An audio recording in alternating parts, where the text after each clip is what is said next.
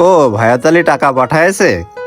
এ আপু, কি হয়েছে ভাই, ডাকতেছিস কি জন্য? বলতিছি আপু, টাকা পয়সা তো সব বিআইরে দিয়ে দিচ্ছিস, তা আমি যে তোর একটা বাইকের কথা বলছিলাম সেটা কি তোর মনে আছে?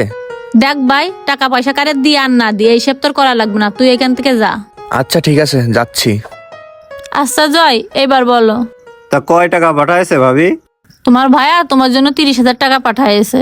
কি বলেন, 30,000 টাকা পাঠায়েছে? সেদিন তো বড় ভাই আমারে ফোনে বললো যে 3 লাখ টাকা পাঠাবে। আমি তো ভাবিলাম বড় ভাই যদি 3 লাখ টাকা পাঠায় তাহলে আমার অপারেশনটাও হয়ে যাবে না, আর ভালো একটা ব্যবসাও করতে পারবানে।